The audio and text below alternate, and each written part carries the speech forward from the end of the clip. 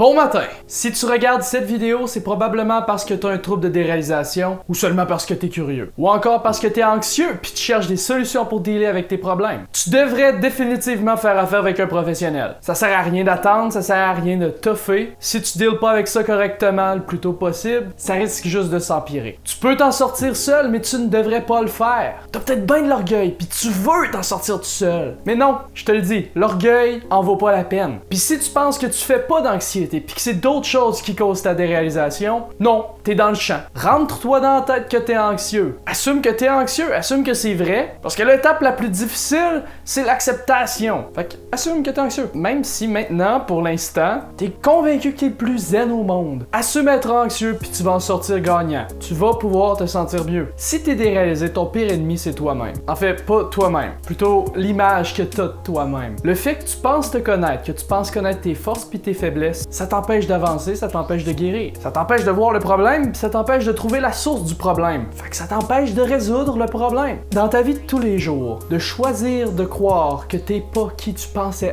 être, c'est ce qui va te permettre de changer le plus, puis d'améliorer le plus ta condition. Puis pas seulement pour l'anxiété, pour tout. Donc, l'anxiété peut causer de la déréalisation. Sincèrement, même les chercheurs, les psychiatres puis les médecins savent pas exactement pourquoi, mais il y a plusieurs raisons possibles. La raison la plus probable, c'est pour des raisons de survie. Si tu te promènes dans la prairie en mangeant des bleuets ou des fraises, puis qu'il y a un lion qui saute de derrière une roche, t'as pas vraiment besoin de ton cerveau. T'as juste besoin de toute ton énergie pour courir. T'as pas besoin de voir tous les détails ou d'entendre correctement tous les détails. T'as juste besoin de savoir si tu cours ou si tu te bats. T'as besoin de réflexes. Fait que quand tu vois le tigre, l'anxiété kick in, puis tu t'en fous de savoir si c'est un lion, si c'est un tigre ou si c'est un loup. Fait que le stress kick in, ça fait monter ton adrénaline, ça fait augmenter ton rythme cardiaque, ça augmente la vitesse de ta respiration, ou la coupe. Comme ça, toute ton énergie peut te servir à te sauver de l'ours ou à faire le mort. Mais tu sais que c'est un lion, fait que tu fais pas le mort puis tu cours. Puis l'anxiété, ça déclenche ce système de défense-là. Ça déclenche un système d'autodéfense dans tout ton corps puis dans ton cerveau. C'est un système qui sert à réduire l'activité de ton cerveau pour laisser plus d'énergie à toutes les autres fonctions de ton corps. Ça va aussi ralentir ton système digestif puis consommer plus d'énergie puis plus de graisse, en général. Puis tu sais, comme notre biologie est faite pour survivre dans le bois, pas dans un immeuble à bureau, ben,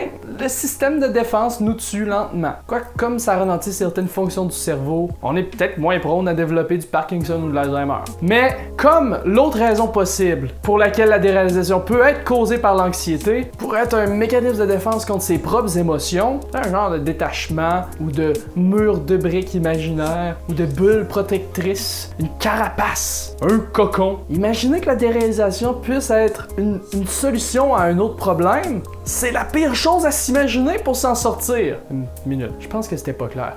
Non, la déréalisation, c'est pas une façon de dealer avec les émotions négatives. Parce que même si ça réduit l'impact des émotions négatives, ça réduit aussi énormément les sensations liées aux émotions positives. Ce qui fait que ça va juste s'empirer pour toujours si tu penses ça. Imagine-toi pas que c'est une bonne façon de dealer avec ces émotions ou que ça a l'avantage de peut-être te sauver de l'Alzheimer ou du Parkinson.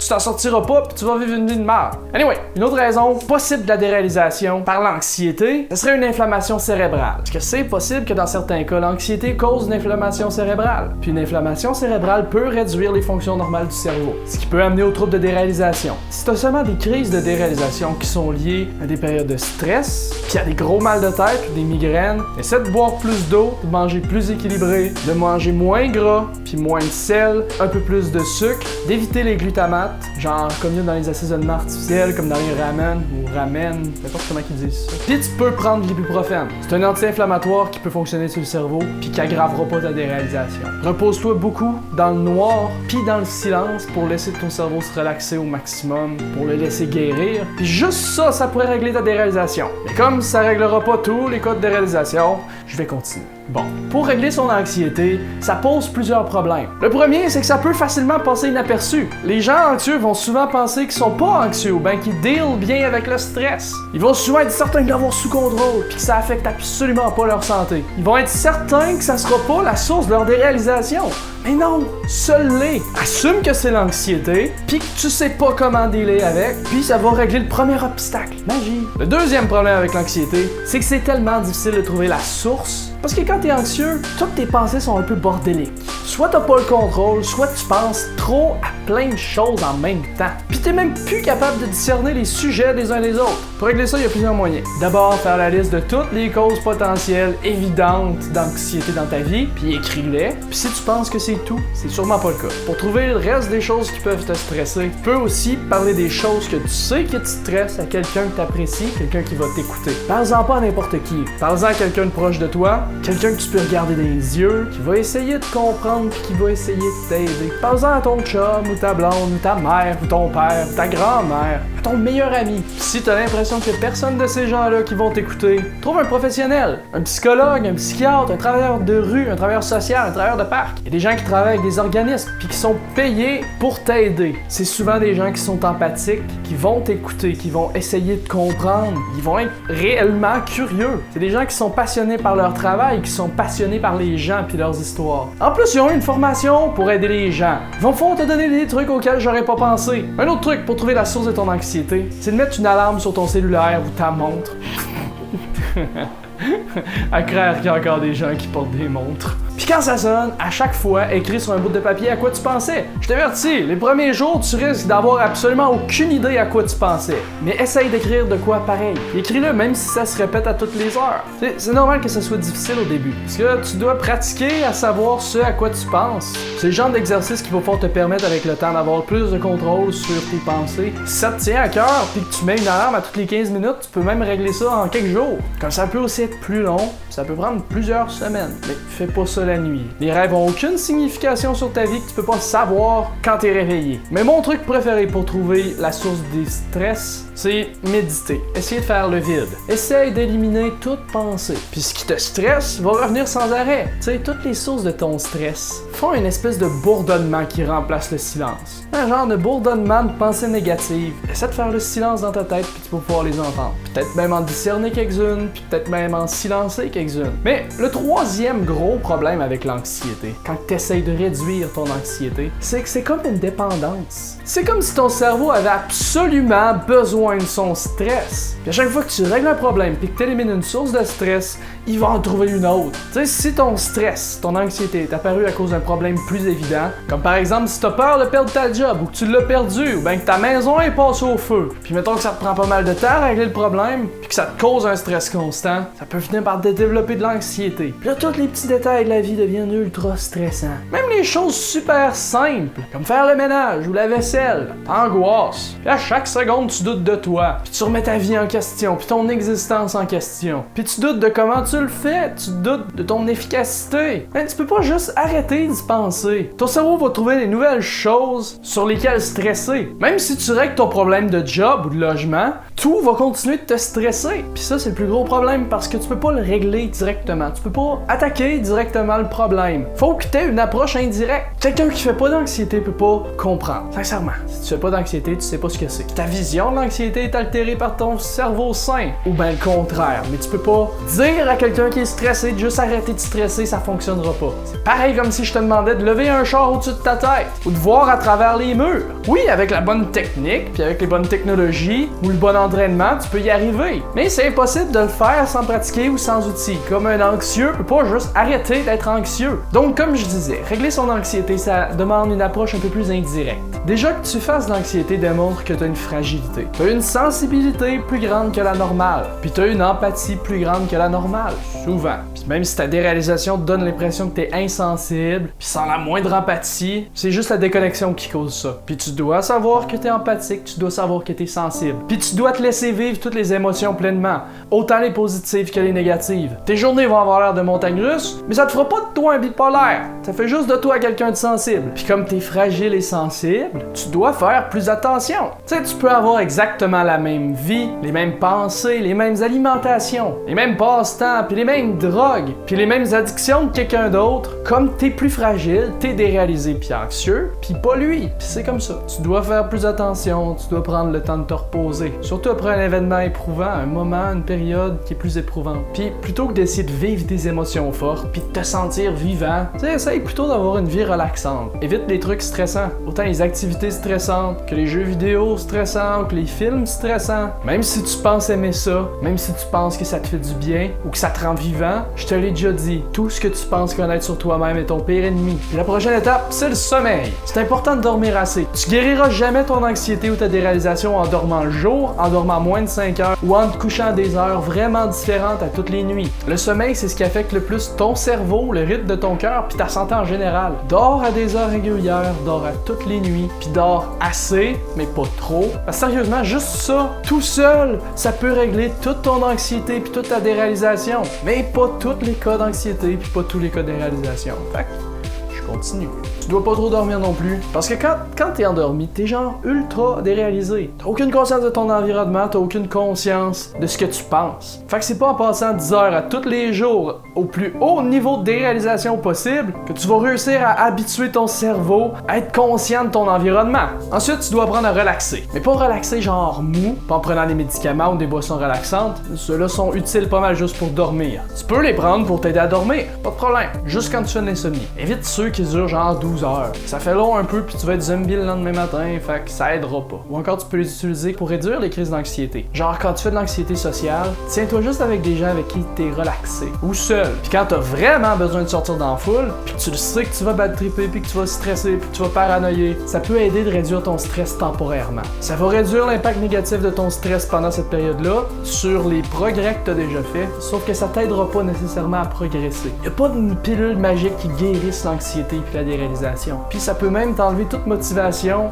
à essayer de t'en sortir. Fait qu'essaye d'éviter d'être toujours sous l'effet de médicaments ou de drogue ou d'alcool. Mais de tout ça, je vais en reparler dans une autre vidéo plus en détail. Anyway, pour relaxer, tu dois réussir à faire comprendre à ton cerveau, autant ton conscient que ton subconscient, que t'es pas en danger. Tu dois faire comprendre à ton cerveau qu'il peut être calme, qu'il peut réfléchir, parce qu'il n'y a pas à s'inquiéter, tout va bien. Puis pour affecter ton cerveau, la meilleure façon de faire, c'est en affectant ton cœur. Sérieusement, si ton cerveau est stressé, ton cœur est stressé. Soit il bat vite, soit il bat irrégulièrement.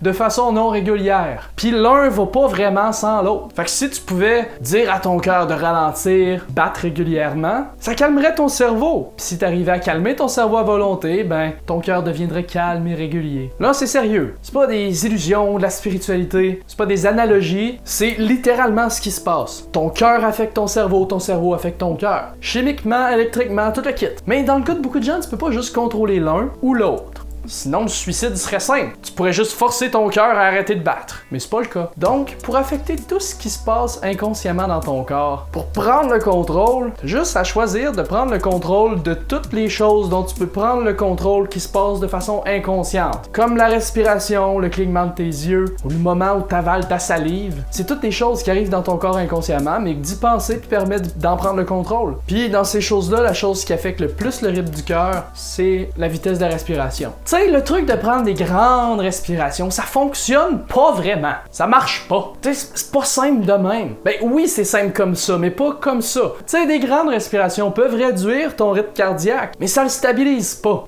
Puis l'important, c'est pas d'avoir un cœur qui bat lentement, sinon n'importe qui faisant du sport serait officiellement stressé dès qu'ils sont actifs. Alors que c'est pas le cas, même que c'est souvent le contraire. Donc l'important, c'est pas d'avoir une respiration lente ou des grandes respirations. L'important, c'est d'avoir une respiration régulière. De respirer profondément, prendre des grandes inspirations puis des grandes expirations de façon constante. Pas des respirations lentes ou super rapides, ni qui changent à tout bout de champ, ni des respirations saccadées. L'important, c'est que toutes les respirations soient constantes, régulières. Puis l'important aussi, c'est la douceur de la respiration, que ce soit vraiment des grandes inspirations constantes puis égales tout le long. Pas de ralentissement en plein milieu de ta respiration.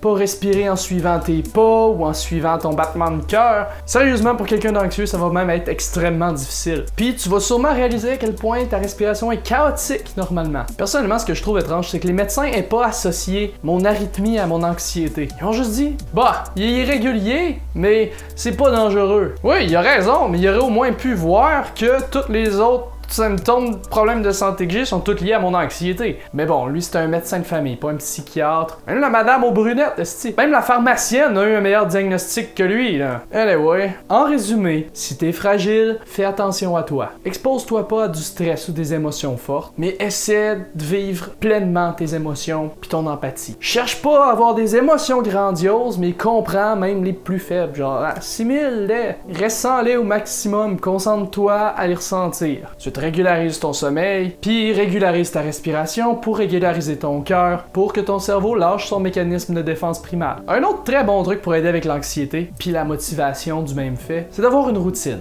En te réveillant le matin, va pas sur Facebook ou sur YouTube tout de suite. Sors dehors. Tu peux prendre une boisson relaxante, comme une tisane, mais évite les cafés. Prends les 30 premières minutes de ta journée pour relaxer puis te réveiller doucement. Va au soleil pour t'aider à rester réveillé, puis apprécie la chaleur douce du soleil. C'est une bonne idée de pas se lever à midi. Comme ça, le soleil est bas, il est pas trop chaud, il y a la rosée puis l'air frais, puis en contraste les rayons chauds du soleil. Ensuite, les 30 prochaines minutes, fais-toi manger, puis mange. Mange encore à une place confortable qui peut te faire apprécier texture agréable ou encore une fois le soleil, puis la rosée ou l'air frais ou des odeurs agréables. À ce point-ci, j'éviterais quand même la musique. La musique a tendance à stimuler un peu trop vite ou encore à déconnecter. Ben, le but c'est de reconnecter avec la réalité, fait que pas de musique. Puis en mangeant, regarde autour de toi, essaie de prendre conscience de ton environnement. Les 30 prochaines minutes, méditation. Tu peux juste te concentrer sur ta respiration, essayer de la stabiliser, la rendre régulière, ou juste te vider l'esprit. Tu peux aussi juste essayer de t'imaginer le réveil de tes rêves, la routine matinale de tes rêves. Tu sais, juste des trucs agréables. Les 30 prochaines minutes devraient être consacrées à quelque chose d'artistique, jouer de la musique, faire un peu de dessin, danser, quelque chose qui stimule ton imagination, puis que tu trouves agréable à faire. Si c'est quelque chose de physique, je sauterai le prochain 30 minutes, mais si c'est pas physiquement forçant, après ça pour les 30 prochaines minutes, faire de l'exercice. Encore une fois, rien de trop intense. C'est comme t'es dans un processus de guérison, de briser des fibres musculaires ou de t'essouffler, c'est pas très bon pour la récupération. Ça risque de ralentir ton rétablissement. Fais du yoga, des étirements, des push-ups, des jumping jacks, juste rien de trop forçant, juste assez pour réveiller ton corps. Si ton activité artistique d'avant était physique, tu peux sauter cette étape-là, puis tu tomber tout de suite à la prochaine étape, qui est une demi-heure de travail. Commence à travailler, mais seulement 30 minutes. Puis commence parce que t'as le moins envie de faire. Ça peut être des tâches ménagères ou faire la vaisselle si t'haïs vraiment ça, un gros devoir que t'as vraiment pas envie de faire, ou n'importe quoi qui te fait chier. Puis si ben y a rien qui te fait chier, juste commence à travailler. Puis commence à travailler, mais seulement 30 minutes. Même si ça va bien, puis que tu te sens inspiré, après 30 minutes, t'arrêtes, puis tu t'en vas prendre une marche. Tu peux mettre de la musique, tu peux profiter de la vue, tu peux te promener dans le bois, promener un chien, pense pas trop à ton travail, puis marche pas trop vite, c'est pas une course. Concentre-toi sur ta respiration encore, la stabiliser, puis après 30 minutes de marche, tu retournes travailler. Puis là, tu peux faire le reste de ta journée comme tu veux. Comme ça, tu vas avoir commencé ta journée doucement, tu vas avoir fait de la méditation, tu vas avoir fait des exercices de mindfulness, de pleine conscience, tu vas avoir fait ton exercice, de l'art, tu vas avoir stimulé ton imagination, stimulé ton corps, tu vas avoir commencé ton travail, tu vas avoir commencé à travailler, puis d'aller prendre une marche tout de suite après va te permettre d'avoir plus d'imagination puis plus de motivation pour le reste de ta journée. Ça fait même pas 4 heures que t'es réveillé, puis normalement rendu là, t'aimes déjà ta journée. Tu sais, tu peux adapter la routine comme tu veux, mais je te conseille d'essayer ma routine au moins une fois. Je l'ai adaptée pour être super bon contre l'anxiété, contre la déréalisation, puis pour même les cas assez graves de TDAH comme moi. En une seule journée, je vois une amélioration de mon état. Reste juste à pas faire le cave, puis pas partir sur une chire, à faire des parties chaque soir, puis de laisser faire ma routine parce que je suis en road trip, puis je devrais avoir une amélioration plus nette. Je dois vous dire que j'ai pas encore vu le bout de cette routine-là, mais sincèrement, c'est la plus prometteuse que j'ai réussi à trouver. Puis c'est un mélange des meilleurs conseils que j'ai trouvés dans les dernières années. Autant par les psychologues, que les psychiatres, que les médecins, que les coachs de vie, que les coachs contre l'anxiété, que les témoignages de gens anxieux, déréalisés ou en dépression. C'est un mélange de ce qui marche le plus pour tout ce monde-là. Pour l'instant, c'est déjà un très long vidéo. Il y a sûrement plusieurs choses que j'ai dit que vous avez déjà oubliées ou vous avez pas vraiment écouté parce que vous étiez distrait quelques minutes, juste parce que c'est trop concentré. Puis c'est vrai, c'est concentré, mais c'est normal parce que c'est une vidéo. Puis tu peux le réécouter encore et encore et encore pour être sûr de bien comprendre chaque partie. Exactement, parfaitement. Puis de rien avoir manqué. Donc, n'hésitez pas à le réécouter à plusieurs reprises, puis réécouter les sections que vous avez mal compris. J'ai pris sincèrement énormément de temps pour faire cette vidéo aussi, puis c'est l'une des vidéos les plus complexes que j'ai eu à réaliser. J'espère sincèrement que ça va en aider plusieurs. Genre, j'espère que ça sera pour vous la vidéo miracle qui va changer votre vie pour toujours. Parce que sincèrement, c'est exactement le genre de vidéo que j'aurais aimé trouver il y a quelques années quand j'ai été au plus creux de ma déréalisation puis au plus creux de mon anxiété. J'étais complètement dépersonnalisé, complètement perdu dans un univers que je comprenais pas, où j'avais pas l'impression de comprendre, puis que je croyais de moins en moins réel. J'aurais aimé avoir une vidéo comme celle-là. Partagez-la, appuyez sur le bouton j'aime pour que le maximum de gens anxieux puis déréalisés puissent la voir. Je crois sincèrement que ça pourrait aider plusieurs personnes. Ou même si ça aide seulement une personne, ça sera une personne qui pourra vous remercier de l'avoir partagé. Merci beaucoup de votre patience. Je sais que je poste beaucoup moins de vidéos de ce temps-ci. Merci de votre soutien, sincèrement. Vos commentaires m'ont donné la motivation pour continuer. C'était éprouvant à réaliser. C'était vraiment un gros défi émotionnel de penser juste à ça nuit et jour. Essayer de trouver toutes les meilleures idées, tous les meilleurs indices, tous les trucs. De me rappeler tous les trucs auxquels j'ai pensé dans les dernières années. De repenser à toutes les choses que je me suis dit, toutes les choses que j'ai cherchées quand j'étais au plus creux de ma déréalisation, quand j'étais au plus creux. Puis de voir que vous appréciez mes vidéos, ça m'a remonté le moral. Ça me rappelait que je faisais pas ça pour rien. Merci beaucoup. Passez une bonne journée, passez une bonne semaine. Puis on se revoit dans une prochaine vidéo. À la prochaine. Bye.